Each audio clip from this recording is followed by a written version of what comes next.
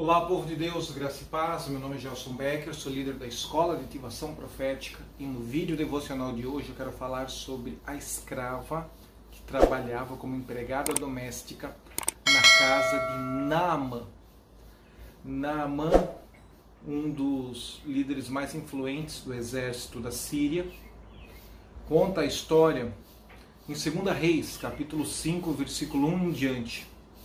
Que Naamã, capitão do exército do rei da Síria, era um grande homem diante do seu senhor e muito respeitado, porque por ele o Senhor dera livramento aos sírios e era este homem herói e valoroso.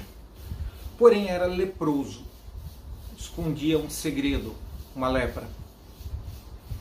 E saíram tropas da Síria, da terra de Israel, e levaram presa uma menina que ficou a serviço da esposa de Naamã. E disse esta a sua senhora: antes o meu senhor estivesse diante do profeta que está em Samaria, ele o restauraria a saúde, o curaria da sua lepra. Então foi Naamã e notificou ao seu senhor, dizendo: assim falou a menina, que é da terra de Israel. Então disse o rei da Síria: vai, anda, e enviarei uma carta ao rei de Israel. E foi, e tomou na sua mão 10 talentos de prata, 6.000 ciclos de ouro, e 10 mudas de roupas. E levou a carta ao rei de Israel, dizendo: logo em chegado a ti esta carta, saibas que eu te enviei Naamã, meu servo, para que o cures da sua lepra. E sucedeu que, lendo o rei a carta, rasgou suas vestes. O rei de Israel ficou indignado e disse: sou eu Deus para matar e para vivificar? Para que este envie a mim um homem doente com lepra, para que eu o cure de sua enfermidade? Pelo que deveras notai, peço-vos e vede que ele está buscando, no fundo, uma ocasião contra mim, um argumento para decretar uma guerra contra o rei de Israel. Que argumento? Mandei o chefe do exército com lepra e você não pôde curá-lo. Então o rei de Israel não entende isso como um pedido de oração, entende isso como uma estratégia bélica. Sucedeu, porém, que ouvindo Eliseu, homem de Deus, que o rei de Israel rasgara as suas vestes, mandou dizer ao rei: por que rasga as tuas vestes? Deixa ouvir a mim, e saberás que há profeta em Israel. Veio, pois, Naamã com os seus cavalos e todos os seus carros e parou à porta da casa de Eliseu. Então Eliseu lhe mandou um mensageiro dizendo: vai, lava-te 7 vezes no Jordão, e a tua carne será curada e ficarás purificado.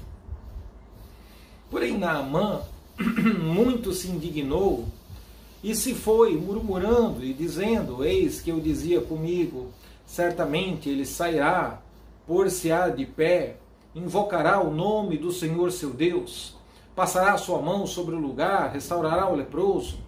Não são porventura Abana e Farpar, rios de Damasco, melhores do que todas as águas de Israel? Não me poderia eu lavar nesses rios e ficar purificado da lepra? Voltou-se e se foi com muita indignação. Então chegaram-se a ele os seus servos e lhe falaram, dizendo: meu pai, se o profeta te disse alguma grande coisa, porventura não farias? Quanto mais, dizendo-te ele uma coisa simples: lava-te e ficarás purificado. Então desceu e mergulhou no Jordão 7 vezes, conforme a palavra do homem de Deus, e a sua carne tornou-se como a carne de um menino, e ficou purificado. Então voltou ao profeta, voltou ao encontro de Eliseu, o homem de Deus. E ele, toda a sua comitiva, chegando, pôs-se diante dele e disse: eis que agora eu sei que em toda a terra não há Deus senão Deus de Israel. Agora, pois, peço-te que aceites uma bênção do teu servo, uma oferta de gratidão. Porém ele disse: vive o Senhor em cuja presença estou, que não aceitarei a tua oferta. E instou-se com ele para que aceitasse, mas o profeta recusou. Pior coisa que tem é quando um profeta recusa a sua oferta. No entanto, ele saiu dali curado com a sua lepra. E disse Naamã: se não queres, desce a esse teu servo uma carga de terra que baste para carregar 2 mulas, porque nunca mais oferecerás este teu servo holocausto nem sacrifício a outros deuses, senão única e exclusivamente ao Senhor. Nisso, perdoe o Senhor a teu servo, porque meu Senhor entra na casa de Rimon. Rimon é o nome de um ídolo, de um deus pagão dos sírios, para lhe adorar. E ele se encostar na minha mão, e eu também tenha que me curvar na casa de Rimon, quando assim me curvar perante a casa de Rimon, nisto perdoe o Deus de Israel ao teu servo, Naamã. E ele lhe disse: vai em paz, e foi dele uma pequena distância. Veja que o texto é muito rico e muito poderoso. Estamos falando de um cara pagão que adora a Rimon, que presta culto a Rimon, uma manifestação mitológica síria do deus Baal dos filisteus. Rimon é como se fosse um sincretismo com Iansã, das matrizes africanas, deusa do trovão, do relâmpago, da tempestade. Rimon era o deus sírio dos fenômenos meteorológicos de chuva, assim como Baal era o deus filisteus dos fenômenos meteorológicos de chuva. Por isso que no alto do Carmelo Elias ora e Deus responde com um relâmpago, e Deus responde com fogo, Deus responde com um fenômeno meteorológico de tempestade e de chuva, já que os sacerdotes de Baal não eram atendidos pela divindade pagã dos filisteus. É o mesmo espírito, é a mesma manifestação no catolicismo romano. Iansã é sincretizada com Santa Bárbara, se eu não me engano, e ao longo das eras, das culturas, da antropologia e da mitologia, muda o nome, muda a personificação, mas é sempre o mesmo ser espiritual por detrás de todas elas. E esse cara agora está tendo uma experiência da revelação de Yahvé. Está tendo agora uma experiência da revelação do Deus Todo-Poderoso. O Deus de Eliseu agora é o Deus de Naamã. E Naamã está fazendo um pacto, dizendo: olha, aceita a minha oferta, Eliseu, aceita o meu presente, aceita a minha expressão de gratidão, e eu nunca mais vou adorar, e nunca mais vou oferecer, nunca mais vou fazer oferenda a outro Deus que não seja o Deus de Israel, o Deus único, o Deus verdadeiro. Mas eu te peço uma coisa, Eliseu, ora por mim, para que Deus me perdoe, porque eu trabalho para o rei da Síria, eu sou o capitão do exército do rei da Síria, eu tenho que entrar no templo de Rimon, e no templo de Rimon acontecem cerimoniais, protocolos, recepção, acordos de guerra, acordos comerciais, acordos agrícolas, e muitas vezes o protocolo e o ritualismo da casa do rei da Síria diz que quando eu chego lá eu tenho que me prostrar diante da estátua do ídolo. Eu não quero me prostrar diante do ídolo. O meu coração é do Senhor. O meu coração é de Yahvé. Eu vou oferecer e adorar somente a um único e verdadeiro Deus. Mas por causa da função estratégica e política que eu ocupo, da função bélica como líder do exército da Síria, peça que Deus me perdoe por ter que corresponder a esse protocolo simbólico, esse protocolo ritualístico. E Eliseu não coloca um fardo de culpa sobre ele, dizendo: não, então a tua adoração ao Deus de Israel é em vão. Não, ele diz: ok, vai, não peques mais. Como se Deus entendesse a situação delicada que ele ocupa naquela posição política e administrativa. Deus está querendo ungir pessoas e colocar essas pessoas em posições estratégicas da nossa sociedade. E muitas vezes elas não vão poder ser o estereótipo de crente pentecostal, neopentecostal, carismático da favela. Isso não quer dizer que elas não creiam em Deus, isso não quer dizer que elas não adorem a Deus. Uma coisa é você ir ali na praça e destruir uma estátua de um ídolo romano. Outra coisa é você remover essa estátua do ídolo romano do coração das pessoas, ainda que ela permaneça ali por 1, 2 ou 3 gerações. Então, às vezes, nós gastamos muita energia brigando com os parentes, com os familiares, por aquilo que é exterior. e não estamos nem aí se no interior o ídolo está enraizado ou se o ídolo foi desentronizado do coração, da alma, da mente, do psique. Veja que o profeta Eliseu não faz disso um cavalo de guerra. O profeta Eliseu, ele despreza Naamã, da mesma forma como Jesus vai desprezar a mulher Ciro-Fenícia no Novo Testamento. E Jesus vai chamar ela com muita elegância de cadela, de cachorrinho. E ela, em vez de reagir com altivez, com arrogância, com ódio, que é essa influência cósmica demoníaca que está se manifestando na mente, na glândula coronária do Naamã, onde já se viu mergulhar nesse rio. Esse rio aqui tem água barrenta, esse rio aqui é um rio de pouco volume de água. Em Damasco, na Síria, tem rios muito mais volumosos, muito mais bonitos do que esse para mim mergulhar. Quem disse que a chave da cura está no lodo ou na água? A chave da cura está na obediência. E Eliseu está afrontando o orgulho, está afrontando a estrutura de Leviatã na mente de Naamã. Eliseu está agora afrontando o chefe da guarda do exército inimigo, de uma nação vizinha, de uma nação rival, que estão vivendo agora uma janela de tempo de paz, mas que historicamente vive em guerra, em conflitos. E Eliseu está afrontando ele ao ponto dele não querer obedecer o profeta, mas os empregados, os servos, a comitiva que está ali com ele, insiste com ele, ele diz, tudo bem. Eu gerei na minha mente religiosa a expectativa de que quando o profeta fosse orar, ele dava espadada no diabo, ele mexia o braço, ele sapateava, ele gritava, ele mudava o tom de voz, ele pegava o pandeiro, ele pegava o óleo, e depois de toda essa liturgia e de toda essa coreografia profética, ele dissesse, assim diz o Senhor.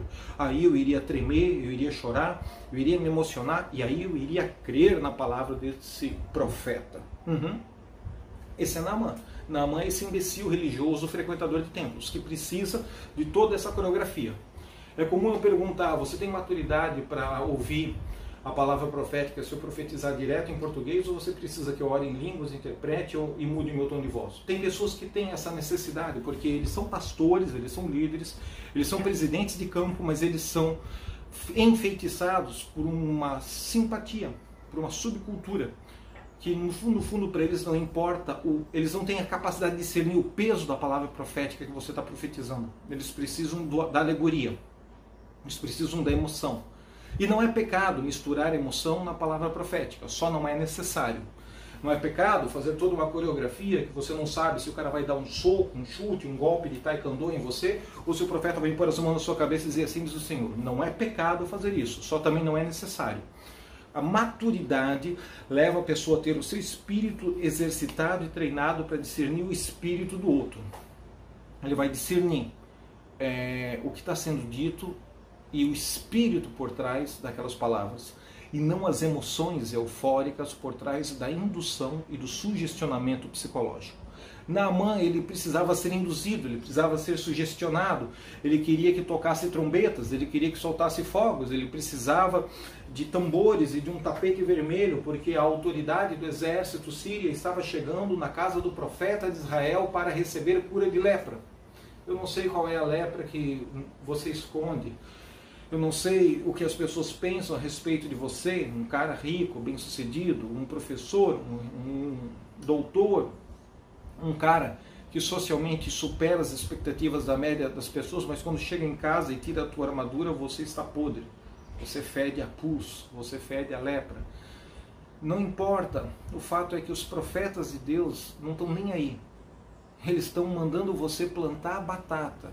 Ou você honra e obedece à unção de Deus e à instrumentalidade de Deus na vida do profeta, então o Deus da Bíblia opera um milagre para a tua necessidade ser suprida, para a tua enfermidade ser curada, para as tuas emoções serem restauradas, ou você volta leproso e morre no caminho. Entenda, a alma, a religião, ela vai tentar euforicamente te seduzir, te convencer, te persuadir. O profeta não pode fazer isso. Se ele fizer isso, ele perde a conexão dele com Deus. Você precisa o quê? Que eu ligue, massageie tua alma, mude o tom de voz, fazendo uma oração com postação de voz eloquente, feito locutor de rádio, porque você depositou uma oferta de R$100 para que esta obra, este ministério, para que a Escola de Ativação Profética continue produzindo vídeos devocionais como esse? Vá te enforcar num pé de goiaba? Talvez pastores façam isso porque estão preocupados em pagar o aluguel do templo. Nada contra, cada um tem a sua estrutura psicológica, a sua estrutura emocional, o seu entendimento. Homens de Deus, e quanto mais vertical, menos disso eles irão se permitir. Se você tem essa expectativa, você está pensando dentro do padrão religioso que Naamã pensava. Então você precisa ser afrontado e precisa ser confrontado nessa estrutura de arrogância, nessa estrutura de mulher cirofenícia, nessa estrutura de Leviatã, para que você entenda e tenha um choque de realidade. Porque vai operar na tua vida não é a tua posição, teu status social, nem o valor da tua oferta. O que vai operar o milagre e a glória de Deus na tua vida é a tua disposição de obedecer um cara esquisito. Eliseu é um profeta esquisito, cheio de defeitos, ou você acha que Eliseu era perfeito? Quem disse que para você obedecer um pastor de uma igreja local, ou um profeta, um apóstolo, um pai espiritual, esse cara tem que ser perfeito? Quem disse que você só vai obedecer se ele for perfeito? Uma geração que morreu e foi sepultada na areia do deserto achava que para eles obedecerem à liderança de Moisés, Moisés tinha que ser perfeito. E Deus nunca exigiu perfeição. Os líderes têm direito de errar, de cometer erro, contanto que eles se arrependam, ponham a boca no pó e corrijam ao longo do processo, ao longo do percurso. Entenda, a chave e o caminho da cura nem sempre é a fé.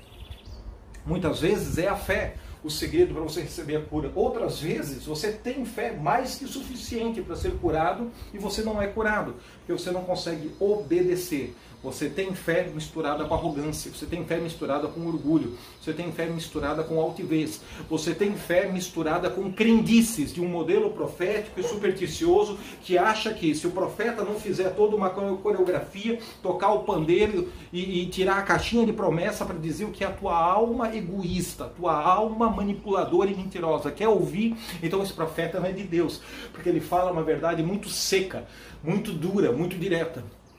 Então, talvez você nem nascido de novo não seja. No fundo, a influência cósmica de Rimon se manifesta nos dias de hoje dentro das igrejas evangélicas. E o modelo profético bíblico, o modelo profético genuíno é esse, que te dá um choque de realidade, que te traz para a palavra de Deus. Ele te exorta, ele te consola, ele te motiva, ele te joga para frente. Muitas vezes você precisa ser motivado, entusiasmado na sua alma. Outras vezes você tem que ter a orelha puxada. Nem toda profecia bíblica é de exortação. Existem profecias bíblicas de motivação, de aprovação, de consolo, existe sim, tudo isso é bíblico. Mas não queira limitar no seu sistema de crenças a forma como Deus vai falar com você. E outra coisa, se Eliseu recebesse a oferta de Naamã, Naamã talvez se tornasse mais rico e mais próspero do que o próprio rei da Síria. Eliseu não recebe a oferta dele, porque não quer que a bênção do código de multiplicação financeira entre na vida de Naamã. Quer apenas que Naamã seja curado da lepra, para não dar um argumento e um pretexto de guerra para o rei da Síria. Tudo isso aconteceu na vida de Elias, na vida de Naamã. Mais tarde, Geazi vai desonrar o profeta e vai atrás desse dinheiro, desta oferta, e a lepra de Naamã agora vai para Geazi, e Geazi vai morrer no lugar de Naamã. Mas tudo começa com uma menina, uma órfã. Tudo começa com uma empregada doméstica. Tudo começa com uma sobrevivente de guerra. Tudo começa com uma menina que foi levada escrava para a casa do rei da Síria e que lava a louça para a esposa, para a mulher do general do exército da Síria. Essa menina conhecia a fama, conhecia a tradição oral, conhecia o marketing do profeta Eliseu.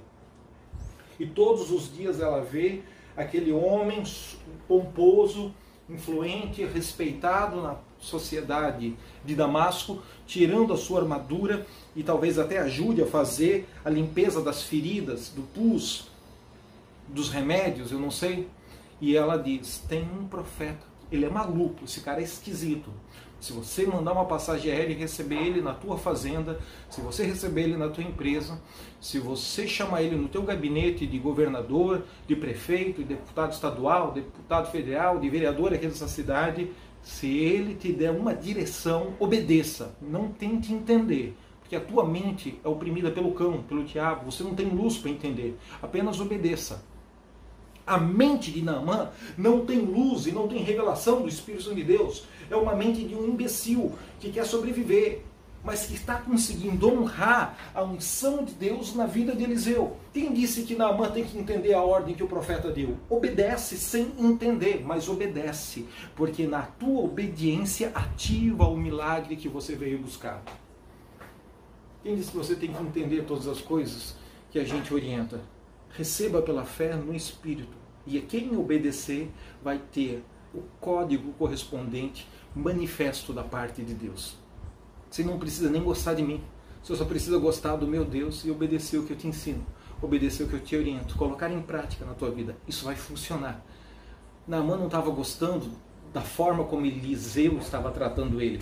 Porque Eliseu não massageou o ego de Naamã como Naamã gostaria de ter o seu ego massageado, mas obedeceu. E a obediência fez com que o fenômeno quântico, miraculoso e sobrenatural da cura acontecesse. Receba a cura, receba o sinal. Mergulhou 7 vezes na água de um rio barrento, num rio pequeno, sem suntuosidade, sem expressão, como os rios poderosos da Síria em Damasco. Grande coisa. O importante é que obedeceu. A palavra do profeta estabeleceu um cronograma. Quando eu digo, levanta do banco e venha ao altar, obedeça. Você não precisa gostar de obedecer. Só precisa corresponder ao código e ao comando que o profeta está dando. Os anjos de Deus vão trabalhar não porque você tem uma necessidade, mas porque você manifestou fé, obedecendo a liturgia, obedecendo o comando, obedecendo o sinal, obedecendo a maluquice do profeta. E Deus e o mundo quântico interagem assim. Prepare primeiro um bocado de trigo com esse restinho de azeite, coma eu. Depois que comer eu, coma tu e o teu filho.